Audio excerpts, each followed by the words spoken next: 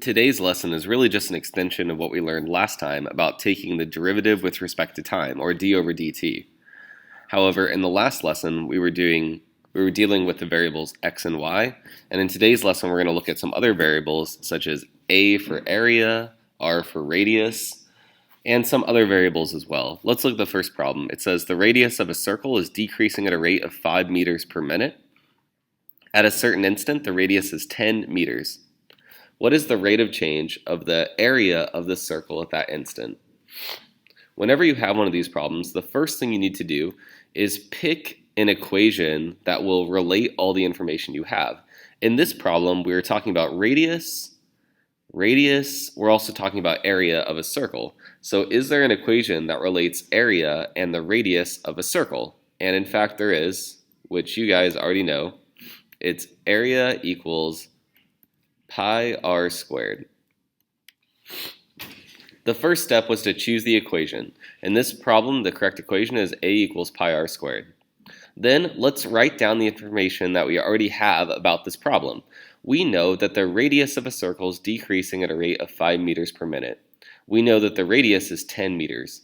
And it wants to know what is the rate of change of the area of the circle. So let's write down some information.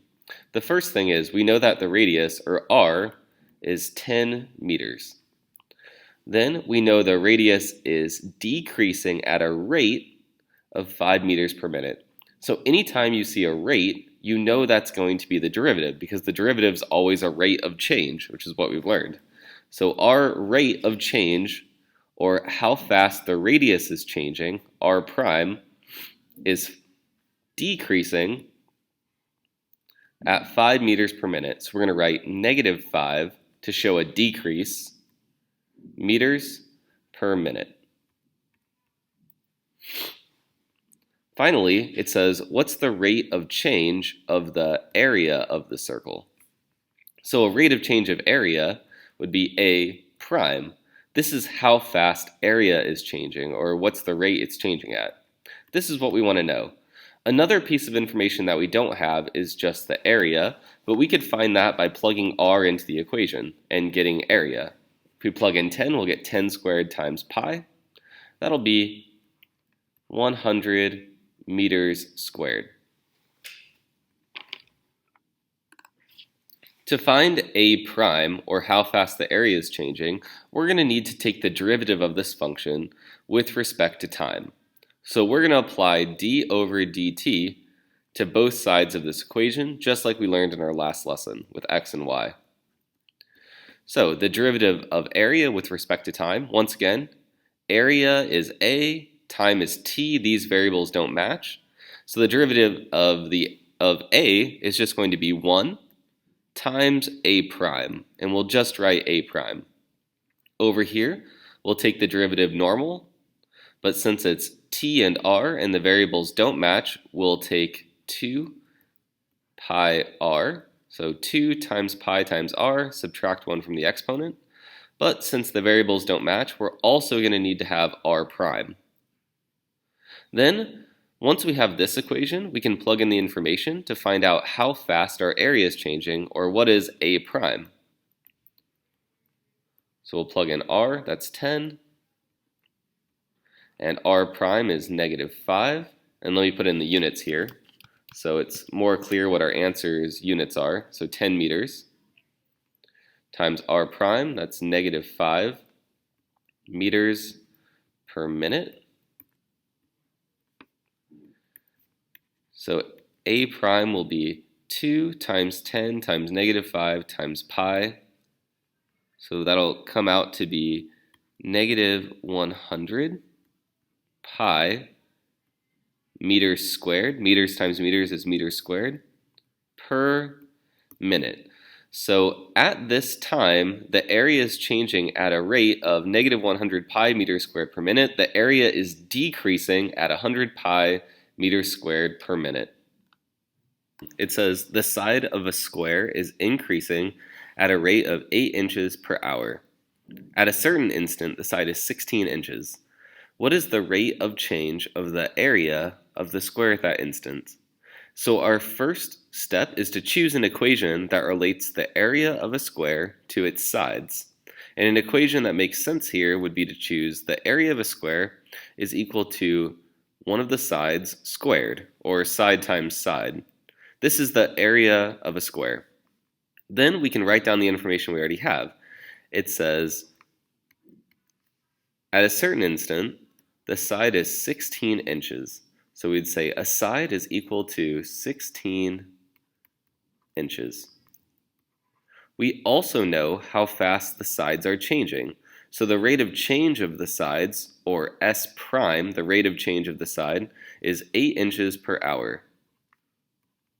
And in this case, it will be positive because we know this side is increasing at 8 inches per hour. And then the problem is, what is the rate of change of the area? So that'll be A prime, the rate of change of area, or A prime. We could also find our area first in case we need that information for later. We would just plug in 16 to S, and we do 16 squared, which would be 256 inches squared. But in order to find the rate of change of the area to get A prime, we need to take the derivative with respect to time, just like we've done before.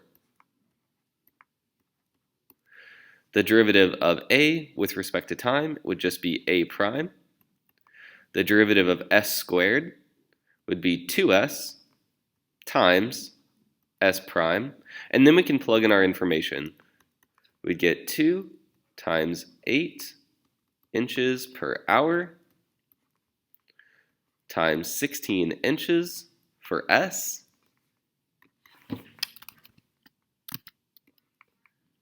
And we would have A prime, or the rate of change of area, would come out to be 256 inches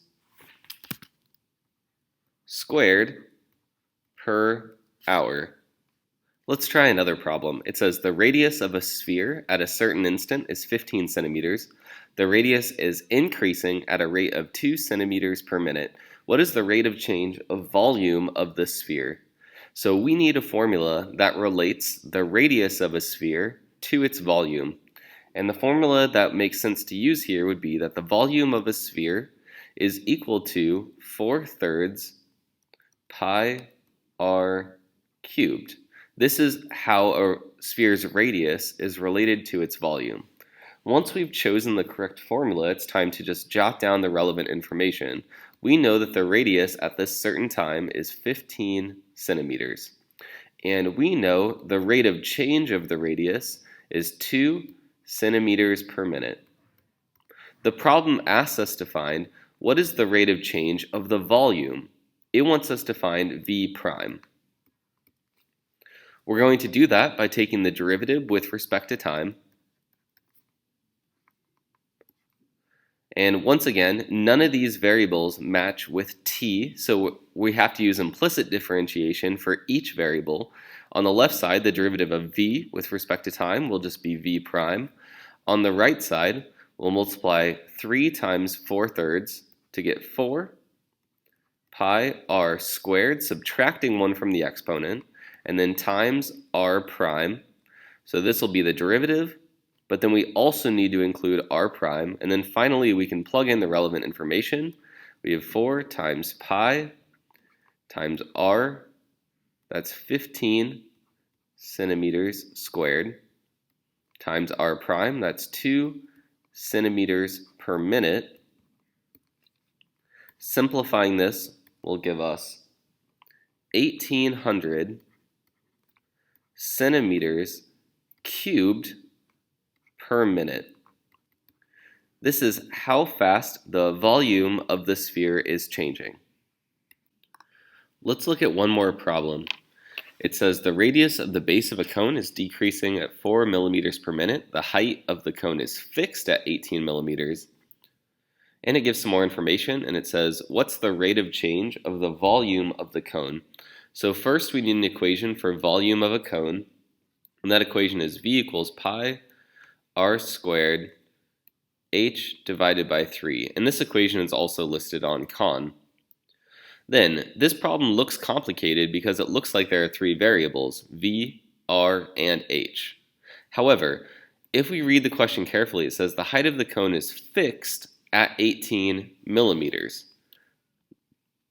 That means that we can just plug in 18 millimeters for h and never worry about h again. Since h isn't changing at all, there's no h prime. It's just stuck at 18 millimeters. So we can plug in that and go from there. So we'll plug in 18 millimeters for h, which divides out to 3. We'll put it at the front of this problem so it looks a little more simplified. So we have 6 millimeters times pi r squared. And this is the equation for volume of a cone. For this particular cone, it's 6 millimeters pi r squared. Then we'll fill out the information. We know that r prime is negative 4 millimeters per minute. That's how fast the radius is changing. We know that the radius at the instant we care about is 12 millimeters. And we want to know v prime, how fast the volume is changing. So let's take the derivative of both sides with respect to time.